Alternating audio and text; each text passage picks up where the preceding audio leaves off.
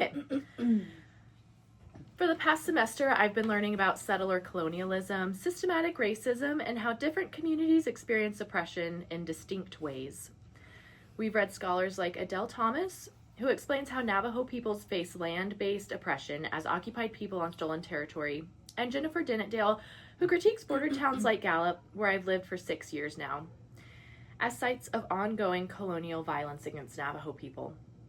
I've also been learning from Audre Lorde about the importance of recognizing our differences honestly rather than pretending they don't exist, and understanding how identities intersect in complex ways.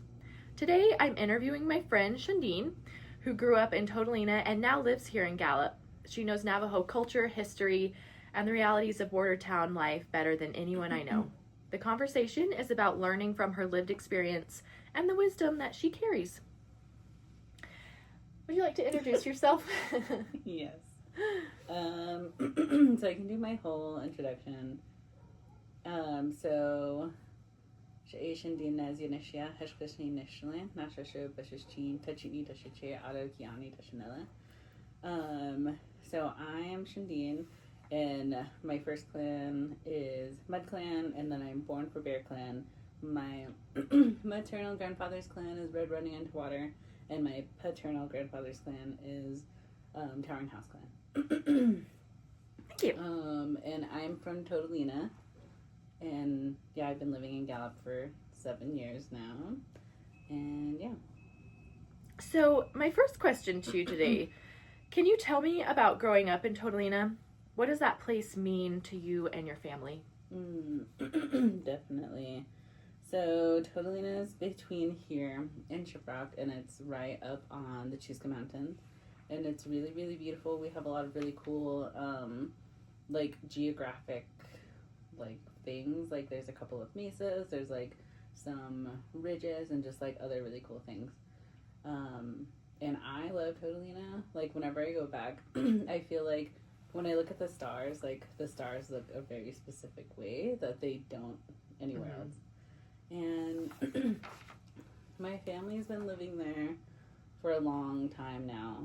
Like some of my aunts call that valley from Totalina down to Newcomb like Nashasha Valley, or like the Bear Valley, because that's like where a lot of my dad's family is from, and then my mom's family is also from there. So it's kind of funny because they got together and weren't related to each other, but now I'm related to like literally the whole community now. But yeah, Totalina is just amazing. I love it. There's water that comes out.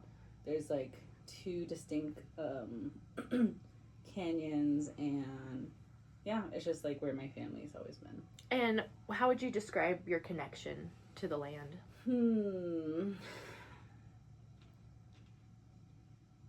That's a good question. I think because my family's been there for a long time, and it's like my dad would always take me and my sister to look at fossils.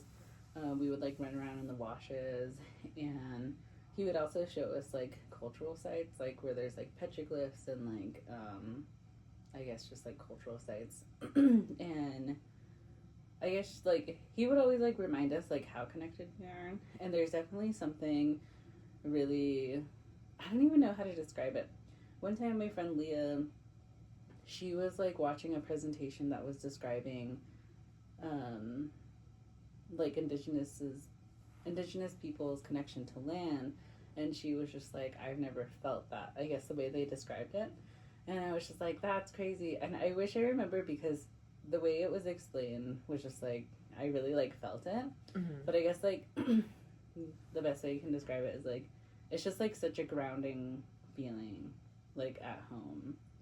So I don't know, I just feel like really grounded and safe there, and I feel like I get like a different type of rest there too. And it was important to your parents to let you know that you are connected to the land and the place that you come from.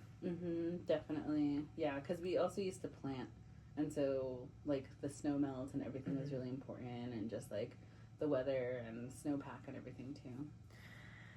Wow. So that goes into my next question, kind of land as identity. In my class, we learned from Adele Thomas that Native Americans face a specific type of oppression tied to land, that your homeland was stolen and you're treated as outsiders on your own ancestral territory. How does your relationship to Dene land shape who you are?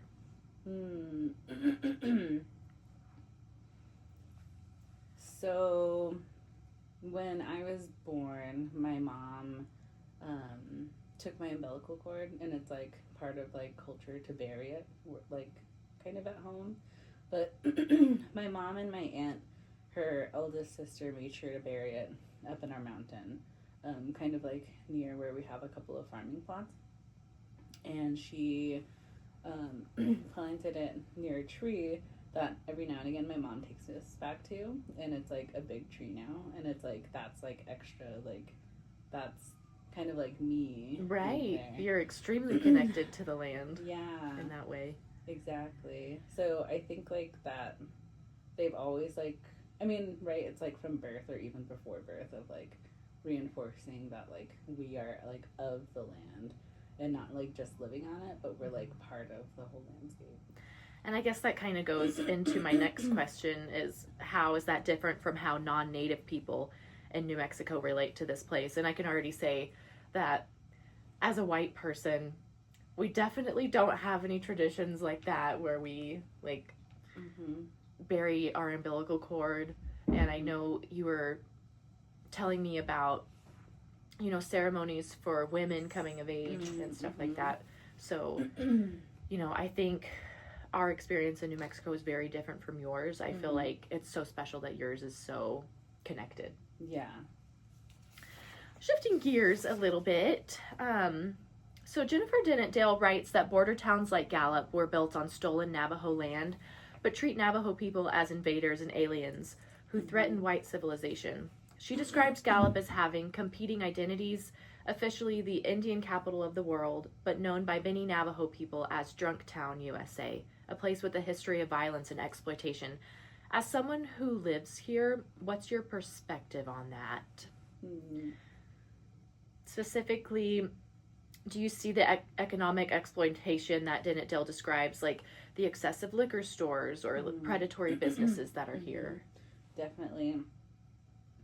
Because I didn't when we were growing up, we would mostly go to Farmington, and that also has like similar issues of like border town violence. And then coming here, when I first moved here, I definitely had like all of these assumptions of like just hearing from other people, and all of it is like fairly negative. And people were asking me like, why would you move there? And I was like, well, there's this really cool job. And then because when I first got here, I was kind of like, what am I doing here? But then I like really, really quickly fell in love with the area. But related to all of those things, yes, I can totally see it. And I've also like read and heard some of Dr. Dennett-Dale's like, I guess, topics that she researches. But it's definitely pretty apparent. Like there's so many like pawn shops, and I'm sure like the car dealerships too like have all kinds of clauses of like you cannot like, I don't know, sue us or something. Right. But it's also like people, you know, there's a lot of people on fixed incomes. There, even when like the Gallup Police Department on Facebook posts like who they've arrested, it's literally just Navajos. And one of the stores too that had like pictures of people who weren't allowed in the store were all like unsheltered Navajos. And it's like there's so much work being put into like hostile architecture and keeping business owners happy that I feel like a lot of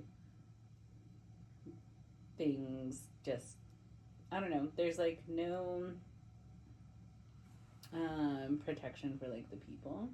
And you can even see it in like our local politics of like the council. I mean, now we have like Sierra who just got elected.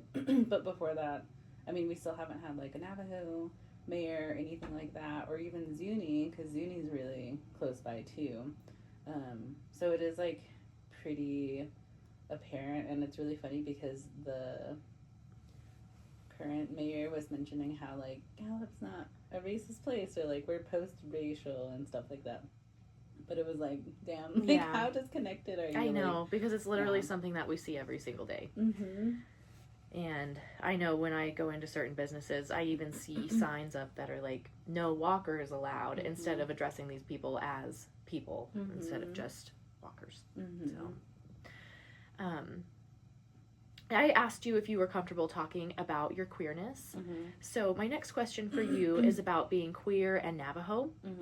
Audre Lorde, a Black lesbian feminist, wrote about how our identities can't be separated, that when people try to address only one part of who we are, it breaks our power. As someone who's both Navajo and queer, how do those parts of your identity intersect, and can they be separated? No, they can't be separated.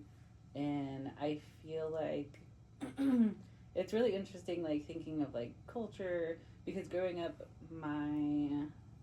I came out, like, somewhat recently, like, within the last 10 years, and I know, like, some of my cousins who came out were, like, beat up by their family members or, like, things like that, so it's still, like, very behind in a lot of ways on Navajo, but it's also, like, the patriarchy and, like, imperialism are, like, really sneaky bastards that, like, get a foothold in culture, whether it was, like, 50 years ago or even, like, 200 years ago. Like, those kind of teachings, like, make their way in, just like how, like, a lot of Navajo people think, like, that a woman can't be in power because, like, the world will end, and there's, like, it's just like, well, maybe it's good that, like, the current phase of, like, how we're living ends and we move into a different one. Anyways, but So I guess that goes into my next question. Is there a space for queer identity within Navajo community and culture? Definitely. I feel like things are coming back around. I know there's, like, a lot of stuff with, like, the, like, Navajo Marriage Act or something, and, like, whatever, like, legalizing and, like, recognizing the rights of same-sex marriages. But there's definitely a place, and I feel like folks are remembering, like, how special it is to be able to just have different perspectives and be able to lean into, like, because I guess, like, from what I understand, Navajo can be somewhat, like, black and white, and so it's, like, whatever, like, the feminine and masculine, but it's good when people are able to, like, lean into both. And there's just, like, that need for balance, so I think, like, that plays a huge part in that. Thank you for sharing. As a Navajo queer woman, do you feel that burden that Lorde talks about? She writes about how marginalized people are constantly expected to educate dominant groups about their oppression. And as a Navajo queer woman, do you feel that burden to educate people on those topics? Yeah, I feel like I've been through a few different phases of, like, whether it's, like, coming out or, like, feeling like nobody understands, and, like, having, like, an angry phase of, like, why the heck can't people, like, educate themselves, or, like, why am I doing this kind of thing. Yeah. But now it's kind of, like, more, I guess it's, like, more casual and, like, an everyday thing for me. And sometimes I'll still get, like, not annoyed, but it can be tiring to, like, retell the same thing, or, like, in a way, like, defend, like, not only myself, but, like, my entire people, the land, like, the culture, in, like, really small ways of being, like, yeah, like, we've always been here, like, you know, all those things. So, but I don't know, I guess it's, like, a part of, like, responsibility, and, like, I think, like, a lot of people get mixed up when they're like, oh, we don't owe anybody anything, but it's like, dang, I kind of, like, owe my whole being to, like, Navajo and, like, the land and, like, you know, my family or, like, my friends and stuff. So I'm really trying to transition into, like, not viewing it as labor, but kind of, like, I guess, like, an everyday act, if it's, like, small. But yeah, but definitely in, like, new spaces it can be really intimidating. Like, when I started my job where there's no Indigenous people, nobody's really asked me a lot of things, which is really nice. Yeah. But then I'm also kind of like, what are you, like, Yeah. making assumptions about? Right. Let me just tell you a few things. So you participate in ceremonies, cultural traditions, and you know some Dene Bazad. Given the history of boarding schools and forced assimilation, what we learned was part of the racialized project of settler colonialism meant to erase indigenous cultures. What does it mean to you to maintain these cultural practices, ceremony, speaking the language? I feel like it's like just as important as like getting my teeth cleaned every 6 months or something. Like, there's a lot to be said for like that kind of like maintenance of like, whatever, I'm going to get my labs done, but also I'm going to go to ceremony and like get the rest of me checked out, or like my home or something like that. But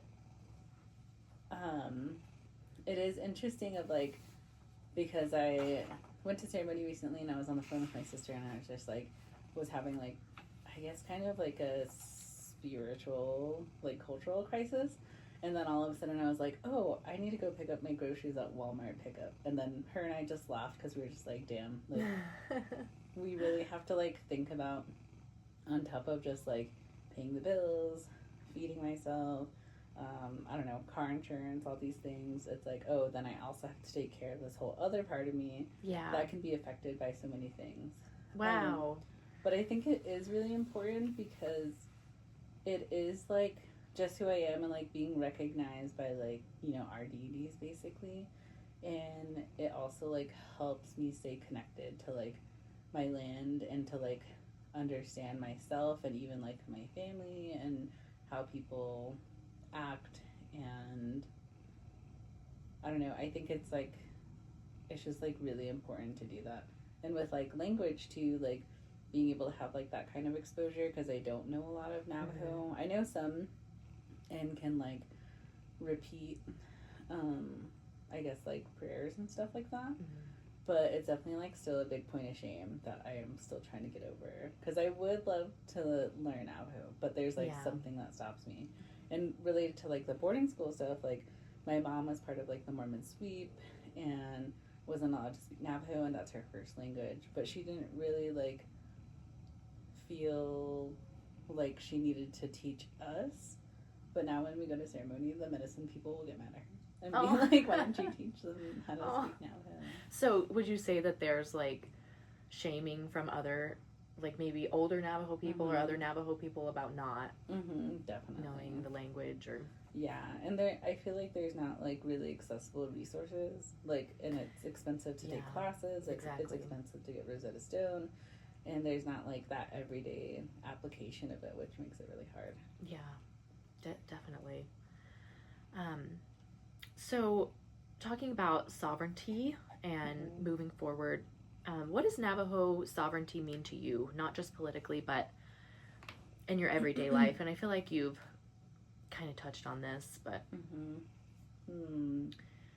what gives you hope about the future of Dene people? Or what might need to change structurally or systematically? I feel like language is probably one of the biggest things, because it's like what we need for ceremony and things. And again, like I don't know too much, but like I feel like I have been seeing a lot of my peers or younger people who are like really back to embracing learning like basket weaving or the things. There's like really huge movements for food sovereignty, and I really really feel like that's going to be like such a huge part of like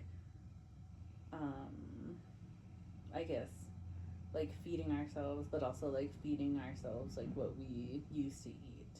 And I don't know, I feel like there's definitely a lot that needs to change. Like when people want to move home, like we don't have like a house built, and building a house is really expensive, or we don't have running water and electricity at like our home site, but like my parents do. Or if somebody got a job in like Chinle, but let's say they're from Shiprock, like there's no real way to work and live in another community, because you have to have like community ties to live there, unless you're working for a hospital or like a school. Right. But it would be really cool if they had like actual like apartment buildings in like every major like Navajo area Yeah. because it's really hard. And I guess like in a roundabout related way to that, like in Gallup, since there's not a lot of like housing, like I feel like a lot of more affluent or like folks who have more financial privilege buy up the houses, Right. and then they also have like second houses in Albuquerque or other places. I know. And then so it's like it's really hard. But I don't even know, like everyday sovereignty. I don't know. I like sometimes I think of sovereignty as like hearing my mom like with unbridled laughter, like just like unapologetic, like just cracking up, and I'm just like, damn, this is really healing, and like I need to make more people, like Navajo people, laugh. Like joy, I think, is also a really big part of like sovereignty. Yeah, that's really special. That's a really special way to put it that I don't think a lot of people would have thought about. Mm-hmm.